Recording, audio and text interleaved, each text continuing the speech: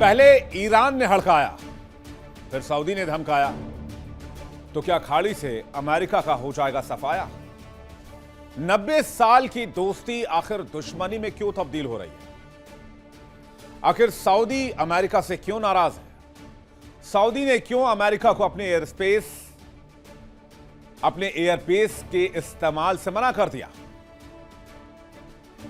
ऐसा लगता है ईरान से दुश्मनी करने के बाद डोनाल्ड ट्रंप की खाड़ी देशों से भी ठनती जा रही है। दशकों पुराना भरोसा कांच की तरह चकनाचूर हो रहा है। सऊदी ने हड़काते हुए दो टूक कह दिया, हमारा एयर स्पेस अमेरिका के लिए बंद है। कतर, कुवैत, बहरीन भी नाराज नजर आ रहे हैं। साफ नजर आ रहा है कि अमेरिकी बेसों का इस्तेमाल सिर्फ रक्षा के लिए होगा, ट्रंप के सनकीपन हमलों के लिए नहीं होगा। और खाड़ी देशों का अब अमेरिका पर रत्ती भर भी भरोसा नहीं रह गया। यह बात मैं आपको लगातार बता रहा हूं और अब उसके परिणाम भी आमने सामने दिखने लग गए हैं। अमेरिका ने सुरक्षा का भरोसा तो बहुत दिया, लेकिन जब ईरान ने मारना शुरू किया तो अमेरिका दूर दूर तक नजर नहीं आया। बड़े से बड़े एयर डिफेंस सिस्टम फेल हो गए, अमेरिकी सेना नाकाम हो गई। यानी डोनाल्ड ट्रंप ने दोस्ती का वो वादा नहीं निभाया जो अब तक वो मिडिल ईस्ट के देशों से करते आ रहे थे, और उल्टा ट्रंप के सनकपन की वजह से ईरानी हमलों में खाड़ी देशों को भारी नुकसान झेलना पड़ा। मौजूदा आलम यह है कि कोई भी ट्रंप की बात सुनने को तैयार नहीं। ये देश अपनी सुरक्षा का कवच खुद तैयार कर रहे हैं। अमेरिका को इनकार कर रहे हैं कि आप हमारे एयर स्पेस का इस्तेमाल नहीं करेंगे, आप हमारी जमीन पर आपके बेस का भी इस्तेमाल नहीं कर सकते हैं। यानी हथियारों और सुरक्षा के लिए अमेरिका पर जो भरोसा बना हुआ था मिडिल ईस्ट के देशों का, वो अब चूर चूर हो रहा है। जब खाड़ी देशों को यह लगा कि मुसीबत के वक्त में अमेरिका है ही नहीं, तो फिर अमेरिका की जरूरत किसे है? क्या मिडिल ईस्ट के पास पैसों की कोई कमी है? क्या वो किसी और देश से हथियार नहीं ले सकते हैं? क्या वो रूस चीन से साझेदारी नहीं कर सकते हैं? जाहिर सी बात है, मिडिल ईस्ट में अमेरिका का अब वक्त खत्म हो रहा है। खाड़ी के देशों में अमेरिका का सूर्यास्त होने वाला है, यानी अमेरिका का बोरिया बिस्तर बंधने वाला है। करेंगे आज इसी मुद्दे पर सबसे बड़ी चर्चा मेहमानों के सबसे बड़े पैनल के साथ। अमेरिकी इतिहास में एक ऐसा मोड़ आ गया जिसकी कल्पना न डोनाल्ड ट्रंप ने की थी, ना अमेरिका के कर्ता धर्ताओं ने की थी। मिडिल ईस्ट से अमेरिकी साम्राज्य का सूर्यास्त होने वाला है। दशकों तक खाड़ी देशों का रक्षक कहलाने वाला अमेरिका आज उन्हीं देशों की आंखों में खटकने लगा है। सऊदी ने तो सीधे सीधे अमेरिका को ठेंगा दिखाया है, वही सऊदी जो 90 साल से अमेरिका का दोस्त है। लेकिन प्रोजेक्ट फ्रीडम को कामयाब बनाने के लिए जब अमेरिका ने सऊदी से अमेरिकी बेस और सऊदी के एयर स्पेस की परमिशन मांगी, तो प्रिंस सलमान ने मना कर दिया। ये देश कल तक वॉशिंगटन के एक इशारे पर कुछ भी करने को तैयार थे, वही आज ये कह रहे हैं बस अब और नहीं। ईरान के साथ तनाव के बीच डोनाल्ड ट्रंप और उनकी आक्रामक नीतियों ने खाड़ी देशों को ऐसे मोड़ पर ला खड़ा किया जहां पर खाड़ी देशों का अमेरिका से भरोसा ही खत्म हो गया। ईरान के बाद अब ट्रंप की सऊदी से ठन गई है, और वो भी सऊदी के प्रिंस सुल्तान से, जो कभी सबसे करीबी हुआ करते थे। और सऊदी अकेले नहीं है, सऊदी अरब, कतर, कुवैत, बहरीन एक एक करके सब हाथ खींचने की तैयारी में। अमेरिका को साफ कह दिया गया है कि आपके सनकपन के लिए, आपकी तानाशाही के लिए हमारे एयरस्पेस का इस्तेमाल नहीं होने देंगे। ईरान के बाद सऊदी अरब से ट्रंप की दुश्मनी कैसे बढ़ गई, इसे सबसे पहले देखते हैं। यूएस के लिए अपने एयर स्पेस और बेस के इस्तेमाल पर सऊदी ने रोक लगा दी। एयर बेस के इस्तेमाल पर रोक से यूएस का प्रोजेक्ट फ्रीडम फ्लॉप हो गया। 36 घंटे के अंदर ट्रंप को यू टर्न लेना पड़ा और सऊदी अरब ने अमेरिका से किनारा कर लिया। सऊदी अरब ने सऊदी फर्स्ट की नीति अपनाई। सऊदी अरब ने अपनी जमीन को युद्ध का मैदान बनाने से मना कर दिया और अमेरिका पर पक्षपात का आरोप लगाया। ईरान युद्ध में इजरायल की सुरक्षा के लिए सऊदी को भगवान भरोसे छोड़ दिया गया। कुछ सालों में सऊदी का डॉलर के अलावा अन्य कई करेंसी में व्यापार भी सामने आया है। इसके अलावा वो ओपेक से भी बाहर आ गया और सऊदी ब्रिक्स के लिए भी सक्रिय हो गया है, जो अमेरिका को बहुत रास नहीं आ रहा है। सऊदी का रूस और चीन के साथ तेल उत्पादन पर भी तालमेल है। सऊदी ने यूएस दबाव के बावजूद उत्पादन कम रखने का फैसला किया है। लेकिन सऊदी की नाराजगी क्यों है? सऊदी इस बात पर नाराज है कि अमेरिका ने ईरान पर हमला करने से पहले खाड़ी देशों को भरोसे में नहीं लिया और अब जब प्रोजेक्ट फ्रीडम चलाकर पर्शियन गल्फ में अमेरिका ऑपरेशन करना चाहता था, उस वक्त भी खाड़ी देशों को जानकारी नहीं दी गई। इसलिए सऊदी कह रहा है कि हमारी जानकारी के बगैर हमारे इलाके में सैन्य ऑपरेशन और बिना हमें भरोसे में लिए करना धोखेबाजी की तरह है। खाड़ी के देश इसे ट्रंप के पाखंड और अमेरिका की बेवफाई की तरफ देख रहे हैं और यही बात उन्हें मजबूर कर रही है, जो काम उन्होंने दशकों तक नहीं किया। वो अब अमेरिका के भरोसे नहीं रहना चाहते हैं और ट्रंप ने ईरान के साथ जो तलखी दिखाई, उसका खामियाजा डायरेक्ट अमेरिकन सॉइल पर नहीं हुआ। डायरेक्ट अमेरिका में कोई हमला नहीं हुआ। ईरान ने किसको रगड़ा? ईरान ने दोस्ती का आरोप लगाकर खाड़ी के देशों को रगड़ा। यानी हमला ट्रंप ने किया, नुकसान खाड़ी को हुआ। ईरान के हमलों ने सऊदी और यूएई की तेल रिफाइनरियों को निशाना बनाया। अमेरिका मूक दर्शक बना रहा। अमेरिका के एयर डिफेंस सिस्टम, अमेरिका के हथियार सब के सब बौने साबित हुए। तो ये तो सऊदी अरब की कहानी रही। अब बाकी के मिडिल ईस्ट देशों का हाल भी जान लीजिए। कतर, कुवैत, बहरीन सहित मिडिल ईस्ट देशों ने अमेरिका को चेतावनी दी है। ईरान पर हमले के लिए एयर स्पेस का उपयोग नहीं होने देंगे। अमेरिकी बेस का केवल रक्षात्मक अभियानों तक ही सीमित विकल्प का इस्तेमाल करें। कतर ने अल उदैद एयरबेस से अमेरिकी सैनिकों की वापसी और मिडिल ईस्ट देशों ने वॉर शुरू होने से पहले ही सैन्य सहयोग देने से इनकार किया था। तो आखिर यह भरोसे की दीवार ढह कैसे गई? इतिहास गवाह है कि अमेरिका ने खाड़ी देशों से सुरक्षा के बड़े बड़े वायदे किए, बहुत बड़े बड़े हथियार डील किए, लेकिन जब असलियत में ईरान की ओर से हमले हुए और खाड़ी देशों के तेल संयंत्र को निशाना बनाया गया, तब अमेरिका गायब हो गया। जबकि अमेरिका ने यह वादा किया था कि वह अभेद्य सुरक्षा कवच की तरह खाड़ी देशों की रक्षा करेगा, लेकिन हकीकत में खाड़ी देशों को अरबों खरबों डॉलर का नुकसान उठाना पड़ा है। इसलिए खाड़ी देश अमेरिका पर अब भरोसा नहीं करना चाहते। खाड़ी में सैन्य कार्रवाई से पहले 1-to-1 बातचीत करेंगे, यह वायदा किया था अमेरिका ने, लेकिन हकीकत तो यह रही कि ट्रंप ने बिना खाड़ी देशों को भरोसे में लिए ईरान पर हमला कर दिया। खाड़ी देशों को फुल सुरक्षा की गारंटी दी, लेकिन ईरान के हमले से बचाने में नाकाम रहे। कहा था हर कीमत पर आपकी रक्षा करेंगे, लेकिन हकीकत यह थी कि सिर्फ इजराइल को अमेरिका ने प्राथमिकता दी इस लड़ाई में। युद्ध का खाड़ी के देशों के तेल व्यापार पर कोई असर नहीं होगा, लेकिन दुनिया जानती है कि ईरान के हमले और होर्मुज बंद होने की वजह से खाड़ी देशों के तेल पर कितना असर हुआ और दुनिया को क्या खामियाजा इसका भुगतना पड़ रहा है। वादा यह भी था कि खाड़ी देशों की अर्थव्यवस्था को मजबूत करेंगे, लेकिन ईरान ने खाड़ी देशों के ऑयल इंफ्रास्ट्रक्चर पर ही हमला बोल दिया। अब मिडिल ईस्ट के पास विकल्प क्या है? बहुत सारे विकल्प हैं। मिडिल ईस्ट के पास ब्रिक्स का विकल्प है, चीन रूस का विकल्प है, और चीन और रूस केवल इस इलाके में व्यापार नहीं करते, बल्कि वो कह रहे हैं हमने जैसे ईरान को स्ट्रेंथन किया है, हम आपको भी स्ट्रेंथन करेंगे। आपको इस डॉलर के चक्रव्यूह से बाहर आना होगा। और सऊदी अरब ने तो रक्षा के लिए रूस की ओर कदम भी बढ़ा दिया है।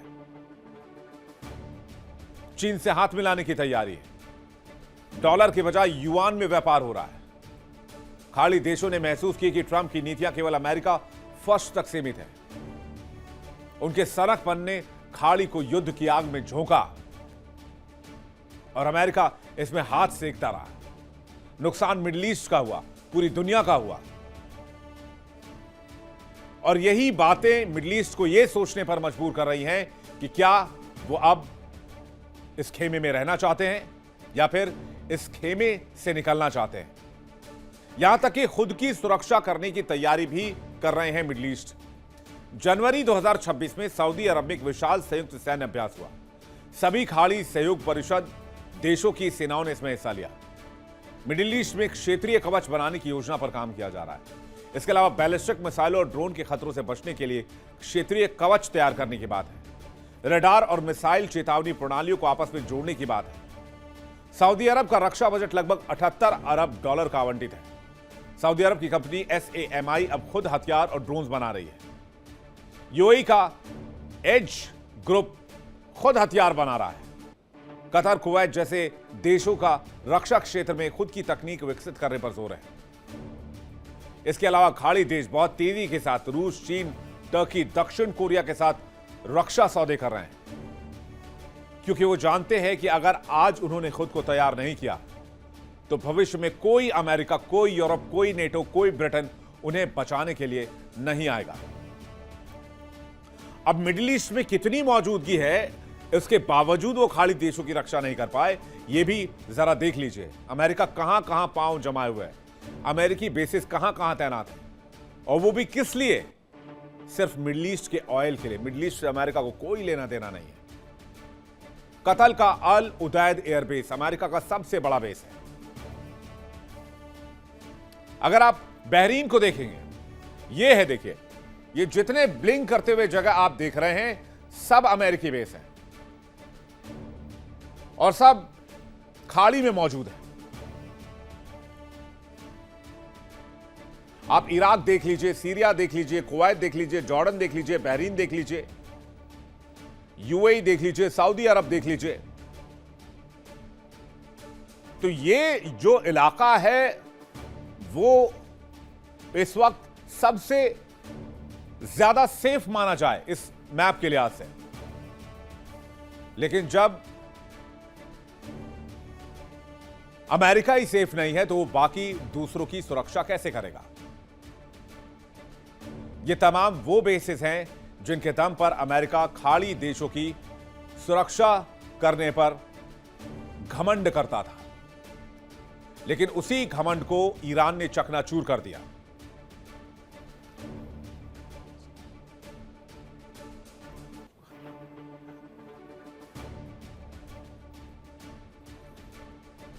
मिडिल ईस्ट के देश अब नई रणनीति पर काम कर रहे हैं।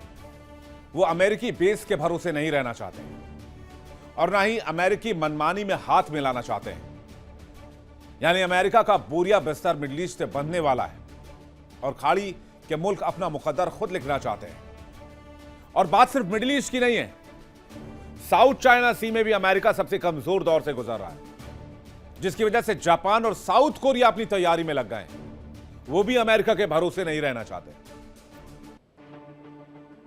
तो जो दो बड़े फ्रंट थे वहां अमेरिका इस वक्त सबसे बड़े सेटबैक में। तो क्या मिडिल ईस्ट में एक नया सूर्योदय देखने को मिलेगा? साउथ चाइना सी में क्या अमेरिका के बाद अब चाइना ज्यादा पावरफुल है?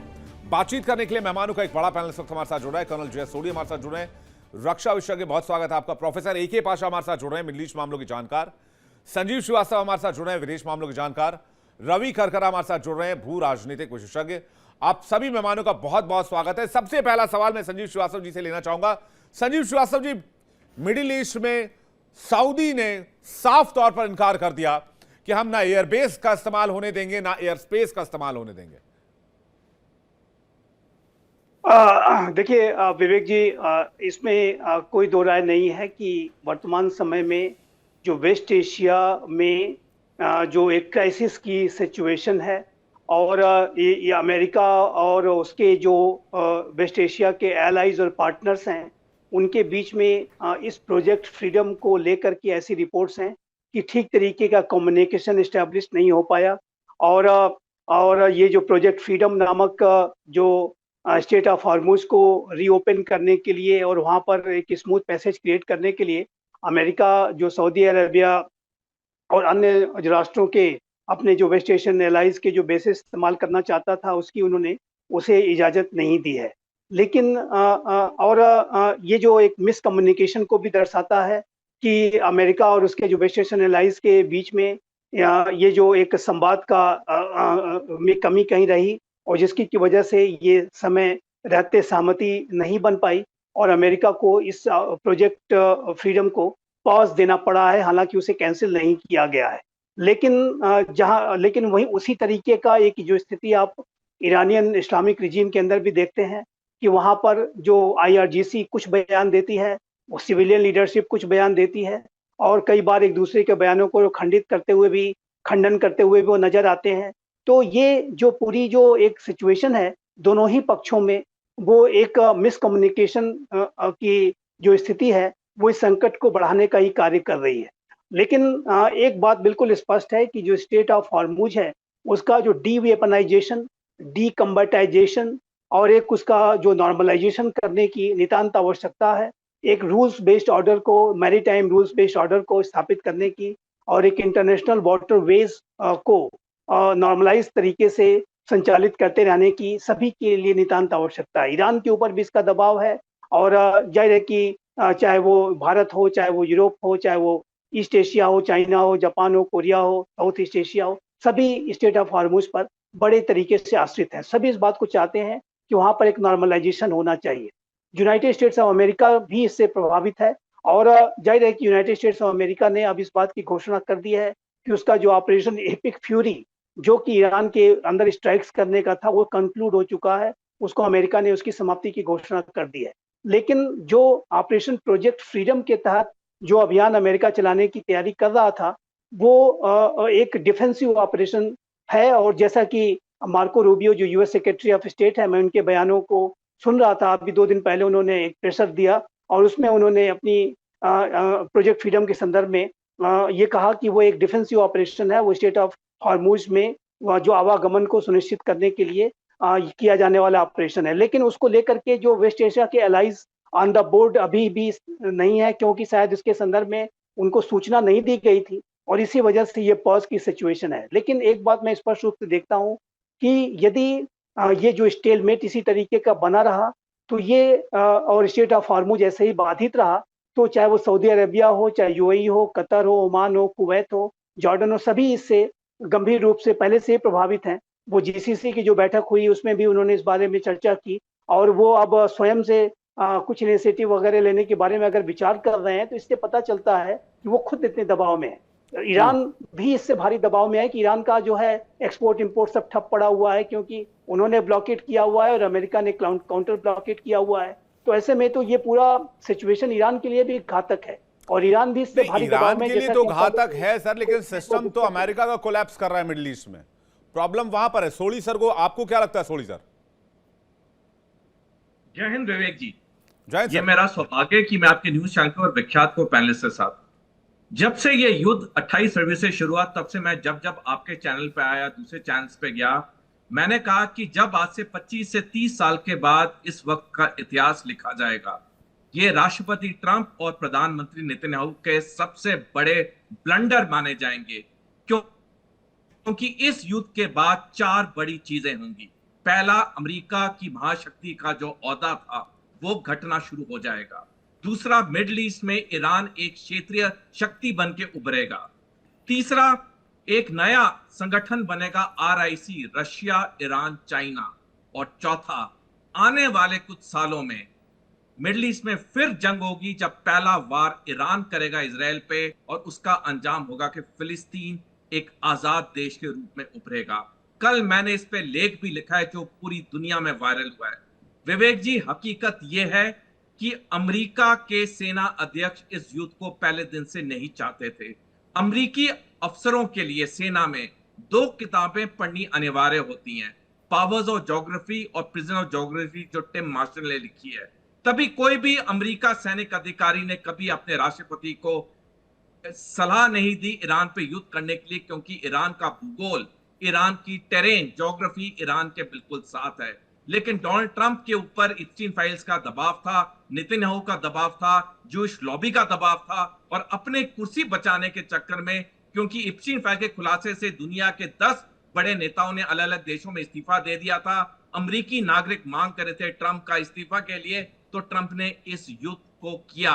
और जैसे मैंने कहा, जब इस वक्त का इतिहास 25 से 30 साल के बाद लिखा जाएगा, ये ट्रंप और नेतन्याहू के सबसे बड़े ब्लंडर माने जाएंगे। जी पाशा सर, आपको क्या लगता है, क्या मिडिल ईस्ट में पावर बैलेंस चेंज होगा आफ्टर दिस वॉर? जी धन्यवाद। देखिए, ये तो 28 फरवरी के 2-3 दिन बाद ही पता चल गया कि किसका पल्ला भारी है, क्योंकि पूरी दुनिया में ये अखबार खबर चली थी कि ये 3-4 दिन का हमला होगा और रजीम चेंज होगा, और ये shock and awe carpet bombing से जो है ईरान की हुकूमत का तख्ता गिर जाएगा और लोग सड़कों पे आके इस्लामिक रजीम के खिलाफ आ जाएंगे, और जो है जो भी अमेरिका के हक में बातचीत करने के लिए होगा और वहाँ नई हुकूमत बनाने के लिए तैयार होंगे, उनके साथ राब्ता होगा बोल के। लेकिन जिस तरीके से अली खामनेई की हत्या हुई और टॉप मिलिट्री सिविलियन लीडर्स की हत्या हुई, तो ये पूरा शॉक हुआ ईरानियों को। और जिस तरीके से बमबारी उन्होंने की स्कूल पे, जो लड़कियों की स्कूल में बमबारी की 170 से ज्यादा, तो वो पूरे ईरान को हिला के रख दिया। तो बाद में पता चला कि ईरानी जो है हर रात दिन रात सड़कों पे आके हुकूमत के हक में सड़कों पे आए और सपोर्ट करने लगे, और ट्रंप का और नेतन्याहू का प्लान जो है चकनाचूर हो गया।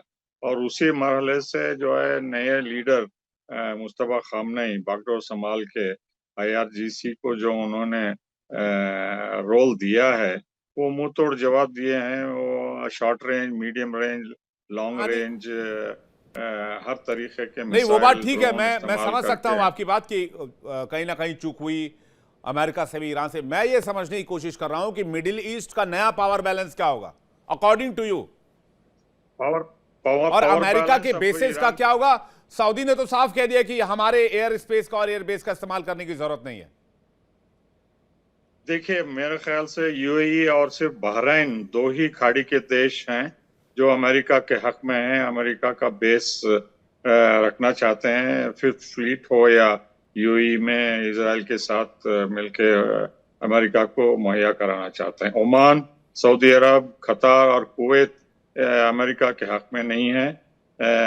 सऊदी अरेबिया तो ऑलरेडी पाकिस्तान के साथ डिफेंस एग्रीमेंट कर चुका है, और ओमान और कतार और कुवैत भी शायद दूसरे देशों के साथ एग्रीमेंट करेंगे या अपने आप पर भरोसा करके बाहर से हथियार खरीद के बैलेंस करने की कोशिश करेंगे। लेकिन डिसाइसिवली इसमें कोई शक नहीं है कि ईरान अब मेजर रीजनल पावर बन के उभरा है, और अगर वह हार्मोज को कंट्रोल करके वहां से टोल लेता है और उसको मिलियंस ऑफ डॉलर्स टोल मिलता है, उससे उसकी तेल एक्सपोर्ट करके इकोनॉमी बढ़ा के वो और ताकतवर बन जाएगा। और इस बलबूते पे भी कि चीन और रूस उनकी मदद करेंगे और टेक्नोलॉजिकल मिलिट्री जो भी है, और उसकी ताकत और आगे बढ़ेगी। और इसमें कोई शक नहीं, हमारे दोस्त सऊदी साहब ने जो बताया, ये हम सुपर पावर जो अमेरिका है और रीजनल सुपर पावर इजराइल जो है, उनको ऐसा सबक सिखाया गया है कि उनकी 13,000 ठिकानों पे बमबारी करने के बाद भी ईरान झुका नहीं है और घुटने टेका नहीं है, और वो अमन अपनी बलबूते पे ताकत पे हासिल करना चाहता है। और ट्रंप कितने भी प्रपोजल भेजे वो मानने के लिए तैयार नहीं है। इसका अंदाजा ये होता है कि उनका ताकत है नहीं, और वो और तो पता नहीं वो डील हिम्मत कब से होगी, काम लेकिन ले रहे हैं। जी पाशा सर, अब जरूरत इस बात की है कि कम से कम हॉर्मुज खुले और पूरी दुनिया चैन की सांस ले। इंपॉर्टेंट अभी ये है, लेकिन मिडिल ईस्ट में और साउथ चाइना सी में दोनों तरफ अमेरिका वर्नरेबल दिख रहा है। रवि जी, आप इसको कैसे देखते हैं? देखिए विवेक जी एंड ऑनरेबल पैनलिस्ट, मैंने 2 दिन पहले एक ट्वीट किया था जिसमें मैंने सऊदी अरेबिया और यूएई का जो एक कोल्ड वॉर सिस्टम है उसके बारे में मैंने बोला था कि सबसे बड़ा जो चोट जो पहुंची है अमेरिका को, वो है कि अमेरिका बिल्कुल एक्सपोज हो गया है। क्योंकि जो पेट्रो डॉलर की जो शर्त थी वो ये थी कि आपने बहुत, एक तो बहुत ही बढ़िया एनालिसिस किए Vivek, you done extremely well. Thank you sir. उसमें बहुत क्लियर ये था कि इसकी शर्त ये थी कि हम पेट्रो डॉलर जो है इसीलिए अग्री करेंगे ताकि आप हमको सुरक्षा बिल्कुल गारंटी करोगे। अब उस बीच में जो है उसमें इसराइल बन गया न्यूक्लियर पावर, राइट? तो we'll keep Israel on the side. तो मैं दो पॉइंट्स बनाना चाहता हूँ, एक तो जियो पॉलिटिक्स और दूसरा फाइनेंशियल। पहले मैं फाइनेंशियल बोलूंगा क्योंकि इसका सबसे बड़ी जो चोट जो है, और एक बड़ा कॉम्प्लेक्स सिस्टम है, क्योंकि जो जितना भी ऑयल का जो ट्रेड हुआ है वो पेट्रो डॉलर्स के साथ हुआ है। तो सऊदी ने तो इस वॉर से पहले ही युआन में जो था ट्रेड करना शुरू कर दिया। और बाकी जो कंपनीज, जो सॉरी जो कंट्रीज है, दे हैव आल्सो सेड कि हम लोग भी जो है उसको फ्लेक्सिबल देखेंगे। और आप अगर देखेंगे कि जब ये यूएई के जब शेख गए थे मोदी जी को 3 घंटे के लिए मिलने, अगर आपको याद होगा, थोड़ा टाइम हो गया है, तो उनने उस वक्त भी ये क्लियरली रियलाइजेशन थी कि इंडिया जो है एक बहुत important manufacturing, defence manufacturing hub निकल के आएगा। आज कोइंसिडेंस है कि आज ऑपरेशन सिंदूर में जो दुनिया को पता लगा था 1 साल पहले कि ब्रह्मोस और आकाश तीर ने एक बहुत बड़ा अचीव किया था, वो ये था कि सिर्फ पाकिस्तान को अपनी जगह नहीं पहुंचाया था, उसने पूरी दुनिया को ये पता था कि इंडिया में बहुत ही प्रिसिशन फॉर्म ऑफ टेक्नोलॉजी जो है और मैन्युफैक्चरिंग जो है लो कॉस्ट, वो अवेलेबल है। तो आपने पूछा कि अभी मिडिल ईस्ट में होगा क्या। एक तो देखिए मिडिल ईस्ट भी एक तरीके से पेट्रो डॉलर के चक्कर में, और जो डॉलर के जो बॉन्ड्स जो खरीदे हुए इन लोगों ने, तो एक तरीके से बहुत एक पेचीदा सा एक जाल है। पर इनको ये पता है कि उस जाल से इनको ही निकलना पड़ेगा, क्योंकि इन्होंने अपने आप को ही जाल में डाला है यूएसए के साथ। तो एक तो पूरा इकोनॉमिक और फाइनेंशियल सिस्टम है जो अभी भी डॉलर डिपेंडेंट है, तो उसमें स्विफ्ट सिस्टम आ गया, पोस्ट ब्रेटन वुड एग्रीमेंट का सारा सिस्टम आ गया। दूसरा आपने पूछा कि जियो पॉलिटिक्स का क्या, आई थिंक बहुत इंपॉर्टेंट आपने एनालिसिस की है कि अब मैं तो लोगों से बात करता हूँ, अगर सर ने अभी बोला कि यूएई अमेरिका के साथ है, पर यूएई के जो एवरेज लोग हैं वो अमेरिका के साथ आज नहीं है। ये मैं आपको सर गारंटी से बोलता हूँ। मैं तो अभी अगले हफ्ते वहीं से शायद इंटरव्यू करूंगा अगर मुझे फ्लाइट चली जाती है। मैं आपको ये बता देता हूँ कि एक जो बड़ा क्लियर पैटर्न इमर्ज होके आ रहा है, स्पेशली जब यूएई ने ओपेक को छोड़ा, एक चीज सामने आ गई कि यूएई और सऊदी अरेबिया की जो अंदर की जो एक कोल्ड वॉर है वो बाहर निकल के आ गई है। और हमेशा आपको पता है कि एमबीएस ने पूरे जो रीजनल हेडक्वार्टर्स थे दुबई में, उनको 2 साल पहले उनने बड़ा क्लियरली उनको वार्न कर दिया था और उनको बोल दिया था कि आप जितना भी आपके रीजनल हेडक्वार्टर्स है, आप उनको दुबई से हटा के रियाद या नोम में लेके आए। Right, that right. वो एक बहुत इंपॉर्टेंट डेवलपमेंट। और इसको इसीलिए मैं कंक्लूड करूंगा कि बताने के लिए कि आज की डेट में जो भारत को जो सबसे बड़ा कंसर्न होना चाहिए वो है सऊदी, पाकिस्तान और टर्की का alliance. This is something which is really concerning. दूसरा जो है जो अपॉर्चुनिटी है भारत के लिए, ये बहुत क्लियर है कि भारत की जो डिफेंस इंडस्ट्री है जो वैसे भी बहुत बढ़िया हो रही है, कि भारत से क्या, जैसे साउथ कोरिया ने और जापान, जो आपने बड़ा अच्छा एनालिसिस किया है, जो कह रहा है भारत से कि हम आपके साथ डिफेंस मैन्युफैक्चरिंग और डिफेंस की ट्रीटी करेंगे, जैसे फिलीपींस ने किया। राइट, अभी फिलीपींस ने ब्रह्मोस के टेस्ट किए थे। तो वो जो है एक बहुत इंटरेस्टिंग डेवलपमेंट है, और उसमें यूएई और भारत जो है, और उसमें इसराइल जो है वो देखेगा कि क्या अपॉर्चुनिटी से मैं, क्या मैं I2U2 का जो एक फॉर्मेशन है, क्या मैं उसको रिवाइव करूं। अभी तो क्वेश्चन मार्क है। अब्राहम अकॉर्ड जो है वो भी क्वेश्चन मार्क में। आज आपने देखा होगा कि डेवलपमेंट की मार्को रूबियो जो है वो भारत आ रहे हैं, और मैंने 1 महीने पहले बोला था कि कुछ भी हो जाए ट्रंप भारत जरूर पहुंचेंगे सब कुछ ठीक करने, क्योंकि उनको पता है कि भारत ही उनको इस जो अभी सर ने बोला कि एक एप्स्टीन फाइल थी, बिल्कुल सही बोला है। तो उससे निकालने के लिए उनको भारत की ब्रांडिंग जो है बहुत जरूरी है उनके लिए। तो आई वुड से कि जो जीसीसी है वो इस युद्ध के बाद बिल्कुल बदल गया है। उनको ये पता है कि उनको अगर डिपेंडेंट रहना है वो अमेरिका पे बिल्कुल नहीं कर रख पाएंगे। अगर अमेरिका अपने आप को नहीं सुरक्षित रख पाया तो वो they feel very disappointed, cheated, and they, उनको लगता है कि उनके साथ जो वादा किया था वो बिल्कुल खरा नहीं उतरा। और इसका बहुत बड़ा geopolitic, financial, global security, regional security, और मैं इसराइल को एक्चुअली रीजनल पावर नहीं मानता हूँ, क्योंकि मुझे नहीं लगता कि इसराइल जो है रीजनल पावर है। जरूर उनके पास एक न्यूक्लियर वेपन है, पर I think there are regional power बनने के लिए आपके पास बहुत ज्यादा अलग फैक्टर्स होने चाहिए। जी। तो ट्रम्प का जो अब्राहम अकॉर्ड का जो पूरा जो था, जो हमको लग रहा था फरवरी में कि देखो वो हो जाएगा, अब वो नहीं होगा। अब अब्राहम अकॉर्ड से अब लोग छोड़ अब्राहम के अकॉर्ड इंक्लूडिंग को भी यूएई। उन्होंने, आपने बहुत सही पॉइंट रेज किया है, अब्राहम अकॉर्ड को भी खतरे में डाल दिया है। कोई भी जीसीसी कंट्री अब अब्राहम अकॉर्ड साइन करने से पहले 100 बार सोचेगा। और साउथ चाइना सी में और मिडिल ईस्ट में अमेरिका दोनों जगह इस वक्त बुरी तरीके से फंस चुका है। हो सकता है जब बीजिंग के दौरे पर राष्ट्रपति ट्रंप हो तो ताइवान के ऊपर चाइना को वॉकओवर भी दे दें। रवि जी कुछ कहना चाह रहा है, फिर मैं संजीव जी आपके पास आ रहा हूं। रवि जी। मैं बस एक इंक्लूड करना चाहता हूँ कि इसमें एक बहुत इंपॉर्टेंट पॉइंट है कि इसराइल और यूएई की जो पार्टनरशिप है, ये भी बहुत क्लियर एक पार्टनरशिप इमर्ज होके आई है कि जहाँ पे जो लेजर बीम सिस्टम का जो उन्हें प्रोटेक्शन जो दी है, तो ये अब जो मिडल ईस्ट है ये वो मिडल ईस्ट नहीं रहा। इसमें इसराइल और यूएई और बाकी जो अभी सर ने बहुत इंपॉर्टेंट बोला कि कुवैत, बहरीन और ये जो है, मेरा जो सबसे बड़ा कंसर्न है वो यही है कि टर्की, सऊदी एंड पाकिस्तान और उसके पीछे जो बैक करेगा वो जी। चाइना करेगा। वो हमारे लिए एक समस्या जो है बन सकती है। पर इसमें डेफिनेटली कुछ अच्छी चीजें जो मोदी जी ने की हैं वो बहुत इंपॉर्टेंट है।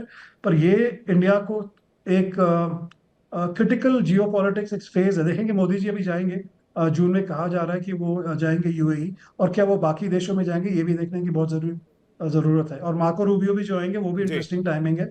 तो we are seeing lot of things. अब आज भी अनाउंसमेंट हो गया कि क्वाड समिट होगी, तो इसका क्या यानी अगर इम्प्लीकेशन होगा। अगर सो अब्राहम अकॉर्ड, बिल्कुल अब अब्राहम अकॉर्ड अगर खतरे में है उसका फ्यूचर, तो जाहिर सी बात है ये इजराइल के लिए भी अमेरिका के लिए भी अच्छी खबर नहीं है। तो बिल्कुल जीसीसी किस ओर जा रहा है, बिल्कुल क्या रास्ता ले रहा है?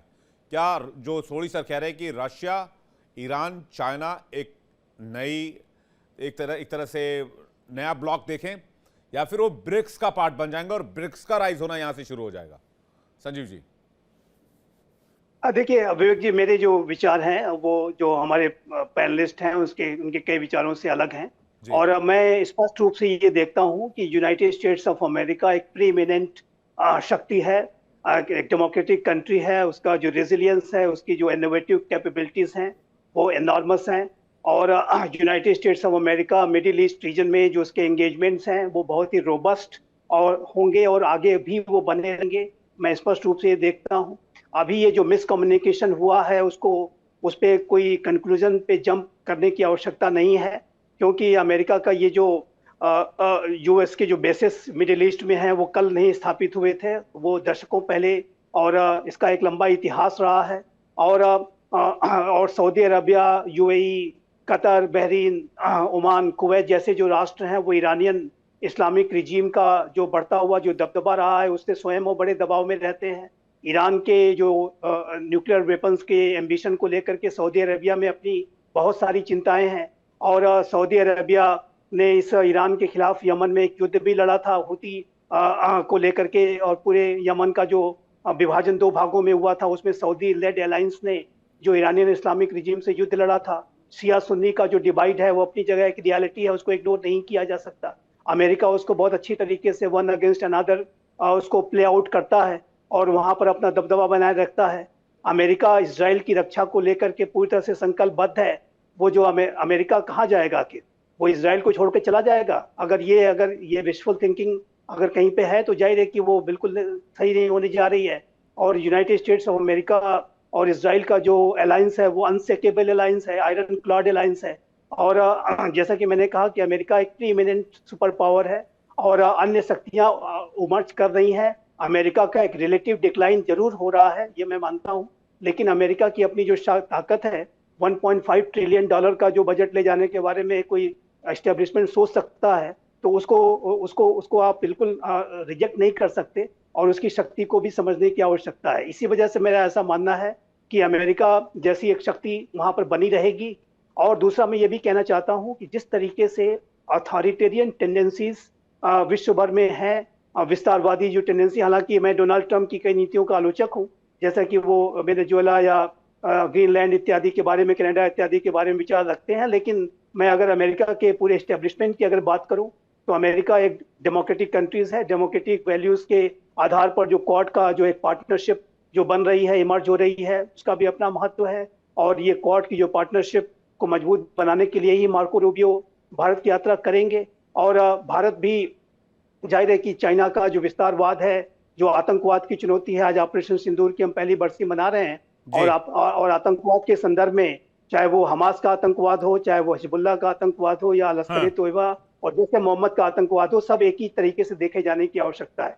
डबल स्टैंडर्ड्स नहीं हुए जा सकते कि पाकिस्तान प्रायोजित आतंकवाद का तो हम विरोध करेंगे लेकिन ईरान के समर्थित आतंकवाद को हम समर्थन देंगे, तो ये कहीं से जी। भी इस तरीके के मतलब अप्रोच लब्बो लुबाब आपकी बात का ये है संजीव सर कि अमेरिकी स्टैब्लिशमेंट को इतने हल्के में भी नहीं लिया जा सकता क्योंकि ये बहुत वेल स्टैब्लिश्ड हैं और बहुत लंबे समय से स्टैब्लिश्ड हैं। सोडी सर, आपको क्या लगता है?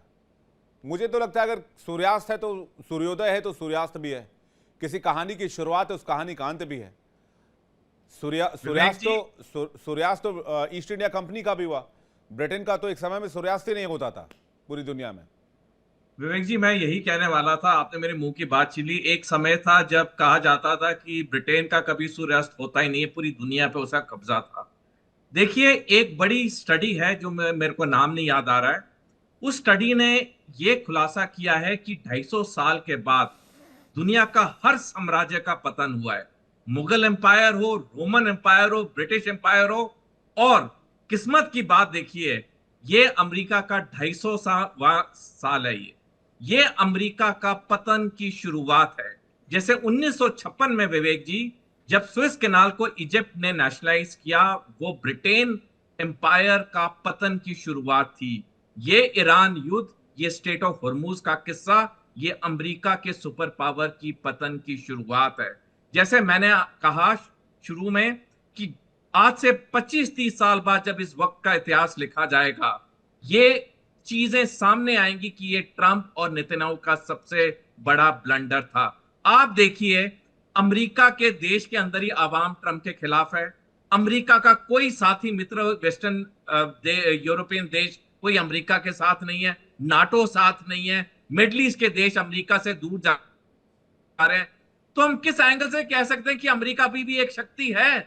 बिल्कुल किसी एंगल से नहीं है। देखिए, हमें ये चीजें इमोशन को छोड़ के प्योर फैक्ट्स पे एनालाइज करनी होंगी। हाँ, जब अमेरिका की जीत हुई तो उसकी जीत थी। अमेरिका का वेनेजुएला में जीत हुआ, डेफिनेटली जीत हुआ, लेकिन जब अभी अमेरिका का पतन है तो ये फैक्ट सामने कह रहे हैं, अमेरिकी आवाम कह रही है, नाटो कह रही है, मिडल ईस्ट के देश कह रहे हैं। और अगर हम तब भी कहें कि नहीं अमेरिका का पतन नहीं है, तो शायद हमें दोबारा अध्ययन करने की बहुत जरूरत है। मैं एक और बात कहना चाहूंगा विवेक जी, देखिए, बहुत बहुत जरूरी होता है कि जब भी एक इंसान एक इंपॉर्टेंट ओहदे पे हो, उसे अपने सलाहकारों की एडवाइस लेनी चाहिए।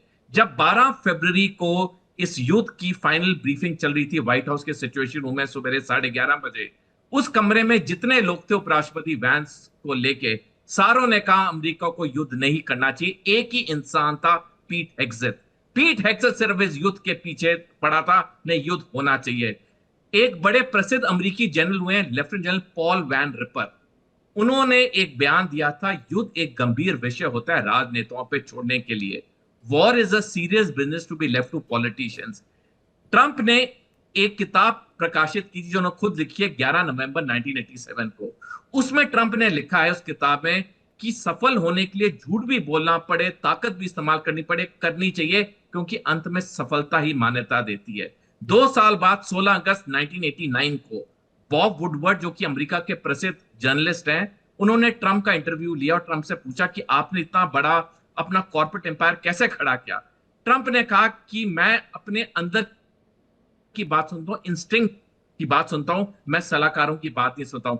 देखिए, व्यापार में इंस्टिंक्ट चल जाती है, लेकिन सैनिक विषय बहुत गंभीर विषय होते हैं। ऐसे ही नहीं होता कि एक अफसर को इतने साल सर्विस करने पड़ते हैं जब जाके वो सेना मुखिया बनता है। एक सेकेंड लेफ्टिनेंट और जनरल में बहुत फर्क होता है, अनुभव का सबसे इंपॉर्टेंट फर्क होता है। तो मैं यही कहना चाहूंगा कि ट्रंप ने जो बड़ा ब्लंडर किया, आस्ता आस्ता पूरी दुनिया उससे दूर हो गई है, नेतन्याहू से दूर हो गई, और आने वाले वक्त में ये अमेरिका के महाशक्ति की पतन की शुरुआत है। पाशा सर, ये तो मिडिल ईस्ट की बात रहे। संजीव सर कुछ कहना चाह रहे हैं? पाशा सर आपके पास। संजीव जी।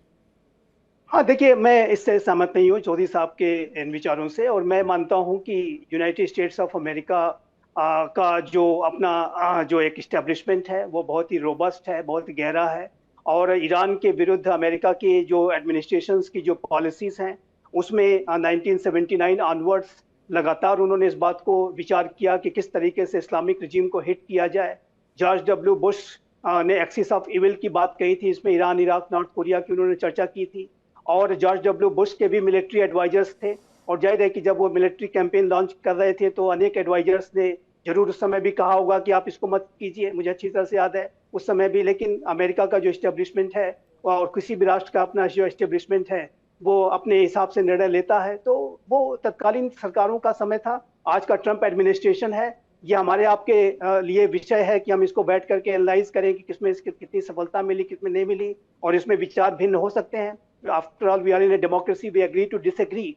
बट तो मैं मानता हूं कि मेरे अपने जो विचारों के अनुसार यूनाइटेड स्टेट्स ऑफ अमेरिका का ये जो ऑपरेशन है, उसने यूनाइटेड स्टेट्स ऑफ अमेरिका की जो इस्टेब्लिशमेंट की जो थिंकिंग थी, बहुत लंबे समय तक उनकी सोच थी कि ईरानियन इस्लामिक रिजीम जो उनके विरुद्ध शत्रुता का भाव रखती है, इसराइल के प्रति तो बिल्कुल ही नफरत का भाव रखती है, उसे वर्ल्ड मैप से मिटाने के बारे में सोचती है और आतंकवाद को सपोर्ट देती है। तो इस सारे के ऊपर एक एक्शन लिया जाए, जो कि ट्रंप ने कर दिखाया है, जो अन्य राष्ट्रपति सोचा करते थे।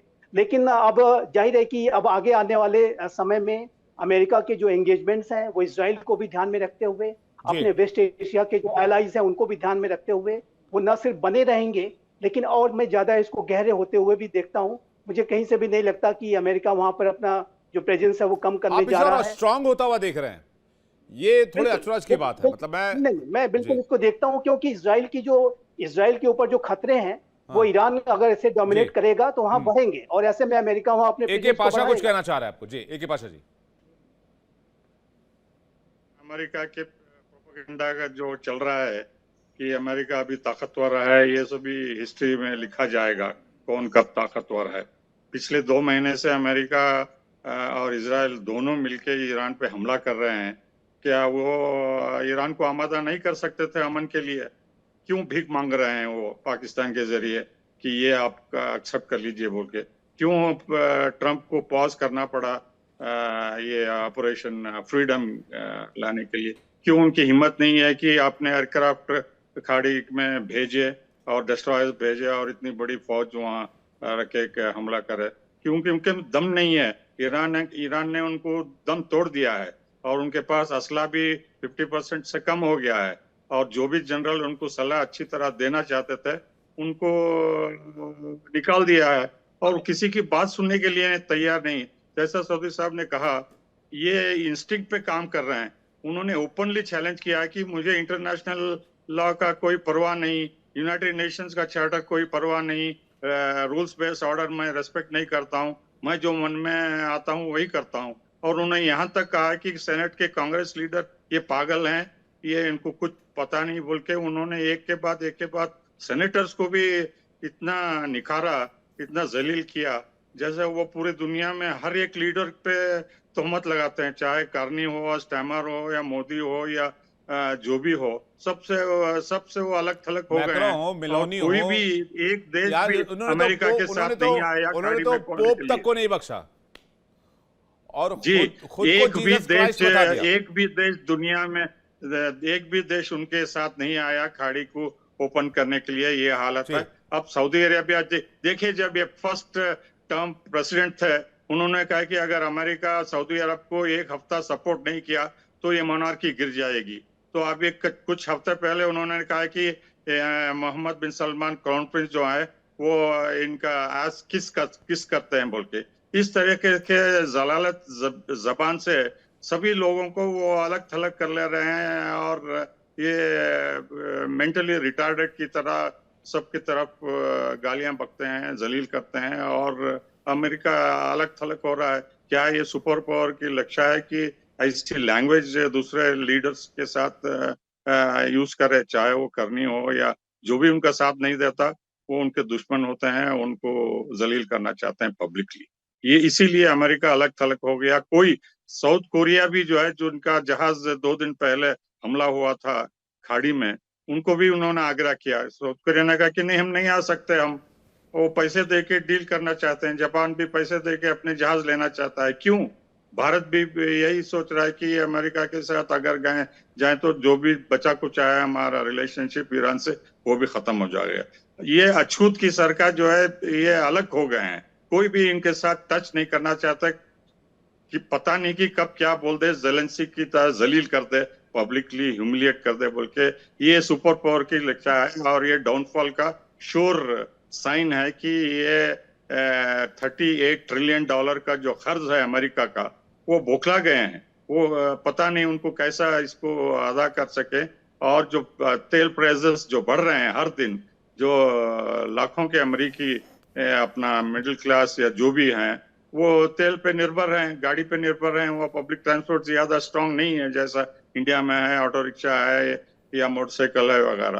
तो दूसरा जो है, इन्फ्लेशन से लोग जूझ रहे हैं, वहाँ हर एक चीज महंगी हो गई है। और जो कुछ भी लोग मिडिल क्लास और जो भी तबके के लोग वॉल स्ट्रीट में इन्वेस्ट करे थे, वो भी बर्बाद हो गया। लोग सड़कों पे आ गए हैं। नो किंग बोल के हर एक स्टेट में नो किंग प्रोटेस्ट हो रहा, लोग बिल्कुल। लाखों के लोग सड़कों पे आए थे अमेरिका के प्रेसिडेंट के खिलाफ। अमेरिकी राष्ट्रपति ने तो कई ऐसे फैसले लिए जो डिजास्टरस हैं, और ये गलती अमेरिकी प्रेसिडेंट की है। पूरे अमेरिका को खैर हम कैटेगराइज इसमें नहीं कर सकते हैं। रवि जी कुछ कहना चाह रहे। रवि जी, देखिए, मैं तो पहले सुभाष जी को बता दूं कि 2 डेकेड बहुत लंबा टाइम होता है अमेरिका में रहना। जो ऐसा, और मैं तो 9/11 के बाद मुझे तो सेंट्रल स्टेशन जो है यहाँ पे ग्रैंड सेंट्रल, वहाँ उसके बाद मुझे मारने आए थे पाकिस्तानी समझ के, तो मुझे बहुत टाइम हो गया है। पर आपको मैं एक चीज़ बता सकता हूँ गारंटी से कि जितनी भी रिपब्लिकन जो बेस थी, जो ट्रम्प को जो लेके आए थे, वो आज उसके ऊपर थू थू कर रहे हैं। और मैं, क्योंकि मैं am a founder of the invest forum New York, तो मैं उसमें काफ़ी इन्वेस्टमेंट्स और काफ़ी मेरी उसमें डिस्कशंस भी होती हैं। आज जो इन्वेस्टर सेंटिमेंट है वो ज़ीरो है। दूसरा, पिछले साल जब ट्रम्प गए थे खाड़ी में, तो आपको याद है सिर्फ सऊदी अरेबिया ने 600 बिलियन और कतार ने 200 बिलियन कमिट किया था। तो अगर आपको याद है, पिछले साल मई की बात है कि बड़े जोरों शोरों से उनको फिर कतार ने एक एयरक्राफ्ट भी दिया था। आज लोग बोल रहे हैं, और वो कमिटमेंट थी, आज वो मटेरियलाइज नहीं हुई है। Another thing you have to understand, दूसरी जो बात है बहुत इंपॉर्टेंट है, आपके चैनल में आई थिंक एक और जो अमित के साथ एक पर चर्चा हुई थी कि अमेरिका जो है वो दुनिया का सबसे बड़ा आर्म सप्लायर है और प्रोड्यूस करता है। और ये लोग सोचते हैं कि अमेरिका जो है वो खुद ही प्रोड्यूस करता है, यहाँ पे मैन्युफैक्चरिंग लगी हुई है। अगर आप लॉकेट मार्टिन को अगर देखें और उनका देखें कि उनकी सप्लाई कहाँ से आती है, आप शॉक में चले जाएंगे कि most of the components are made in China. ये बहुत बड़ी शॉकिंग बात है। और ये मैन्युफैक्चरिंग जो था मेक इन अमेरिका, जिसकी वजह से ट्रम्प ने बोला था कि मैं मेक इन अमेरिका करूंगा, मैं जॉब्स वापस लाऊंगा, 1 साल से ऊपर हो गया है, कोई जॉब्स वापस नहीं आई है, ना कुछ मेक इन अमेरिका हुआ है। अब बाकी चीजें छोड़ दो, अब तो जो मैन्युफैक्चरिंग का जो काम था वो भी बंद हो रहा है। तो ट्रम्प जो है एक अपने ही जाल में बहुत बुरी तरह से फंस गए हैं। उसमें इसराइल ने भी अपने इनको बड़ा इस्तेमाल किया और इसमें इन लोग को लगा। और आपने सोदी सर ने बहुत इंपॉर्टेंट बात बोली है शुरू में कि इसने अपने आप को बचाने के लिए, क्योंकि सारे 10 के 10 तो चले गए हेड्स ऑफ स्टेट्स, इसको पता था कि मेरी बारी आ रही है। और वो जो है रिपब्लिकन बेस को बिल्कुल टॉलरेटेड नहीं होता। और दूसरा, जब ये जीसस बन के आए हैं, एक तो पता नहीं क्या मेंटल या कोई उनको, मुझे लगता है कोई मेंटल इलनेस भी हो सकती है कि जीसस की उनने फोटो डाल दी। आपको समझना पड़ेगा कि जो जो बिल्कुल कैथोलिक जो कम्युनिटी है वो जीसस बन के नहीं देख सकती ट्रम्प। पिछले साल वो कुछ और बन के आए थे, उन लोग टॉलरेट कर लिया था। तो इससे उनने अपने आप का जो खुद पे जो पाँव पे कुल्हाड़ी मारी है, जो सेकंड जो मिड टर्म आने वाले हैं, वो उनको बहुत ज्यादा नुकसान देंगे। बीजिंग से क्या डील इसीलिए करने अब जा जो रहे हैं है रवि जी? तो as a business point of view से देखें तो ईरान के जंग के दरमियान बीजिंग से क्या डील चाहते हैं? क्या ताइवान पर वॉकओवर देना चाहते हैं? देखिए, आपको जस्ट ऑन ईरान, एक तो ईरान जो है अभी, शायद किसी ने बोला था मुझे, हमारे ऑनरेबल पैनल मेंबर ने, कि ईरान जो है, ईरान अंदर से खत्म हो रहा है।